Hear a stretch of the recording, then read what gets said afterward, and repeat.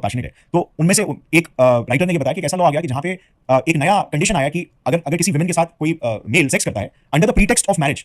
तो विमेन को प्रूफ करने की भी जरूरत नहीं है, मेल को प्रूफ करने की जरूरत है कि उसने ये नहीं किया जी। तो सब लोग डिस्कस कर रहे थे कितना वन साइडेड है ये। तो क्या इसके बारे में आप थोड़ा सा बता सकते हैं कि ये क्या लॉ है, ऐसा क्यों है कि बिना एविडेंस के सीधा मतलब केस फाइल हो जाता है, और क्यों ये वन साइडेडनेस क्रिएट हो रहा है? सी ये जो कानून जिसकी हम लोग बात कर रहे हैं, उस जहां तक मैं समझती हूं तो आपके रिसर्चर डेफिनेटली एक नया जो कानून भारतीय न्याय संहिता में आया है उसके बारे में बात कर रहे होंगे। उसका नाम है BN 69। ये कानून कहता है कि अगर कोई भी पुरुष किसी महिला को डिसीटफुल मींस से सेक्सुअल रिलेशनशिप में इंड्यूस करता है, और ये डिसीटफुल मींस क्या हो सकते हैं, या तो वो कहता है कि वो उससे शादी करेगा, या फिर वो कहता है कि वो उसकी नौकरी लगवा देगा, या फिर उसको कहता है कि उसको प्रमोशन दिलवा देगा, और इन किसी भी ग्राउंड्स पे या फिर इंड्यूसमेंट से उसके साथ सेक्स करता है, तो उसको 10 साल तक की पनिशमेंट हो सकती है। ऐसा कानून पूरे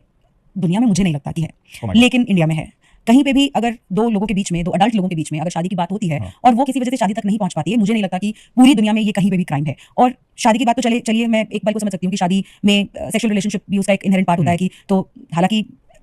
हम अडल्ट्स हैं गौरव, अगर किसी इंसान के साथ किसी को सेक्स करना है तो वो आप इस वजह से करोगे क्योंकि उसने बोला कि वो आपसे शादी कर देगा। मेरे लिए ये चीज कोई मुझे बहुत ज्यादा समझ में नहीं आती। आई थिंक वुमेन की स्मार्टनेस और वुमेन की इंटेलेक्चुअल कैपेसिटी को बिल्कुल एग्जैक्टली गौरव, बिल्कुल बिल्कुल। आप एक पिंक मूवी में कह रहे थे yes means yes, no means no, लेकिन आप यहाँ पे सडनली कह रहे हैं कि you said yes but later on you are turning it into a no just because आपकी शादी नहीं हुई है। तो अब आदमियों को तो वो कंसेंट कैसे समझे वो और कैसे ना समझे मुझे बड़ा अजीब लगता है। लेकिन जैसा मैं कह रही थी, शादी के प्रीटेक्स्ट में आप चलो सेक्सुअल रिलेशनशिप फिर भी समझ सकते हैं, बट ये क्या है कि किसी ने आपको बोला कि वो आपकी नौकरी लगवा देंगे और आप उनके साथ सेक्स कर लो, और अगर आप कर भी लेते हैं तो क्या आप अपनी उस चीज में विलिंगनेस नहीं कर रहे हैं? क्या आप डिसीजन मेकिंग पावर नहीं लगा रहे हैं कि आप किसी के साथ सिर्फ क्योंकि उसने बोला कि आपको नौकरी दिलवा देगा किसी के साथ सेक्सुअल रिलेशनशिप में जा रहे हैं? और अगर आप जा रहे हैं तो वो तो एक म्यूचुअल बेनिफिशियल सिचुएशन होगी ना, राइट? और वो अपने आप में अगर वो यस, और अगर म्यूचुअली बेनिफिशियल नहीं है और अगर आप नहीं करना चाहते हैं, हमारे पास ऑलरेडी कानून है sexual harassment at work place का। अगर कोई इंसान अगर आपको इस तरह का प्रोपोजिशन दे रहा है कि आप मेरे साथ सेक्स कर लीजिए, मैं आपकी नौकरी लगवा दूंगा, प्रमोशन करवा दूंगा, वो तो ऑलरेडी सेक्सुअल हैरेसमेंट के अंडर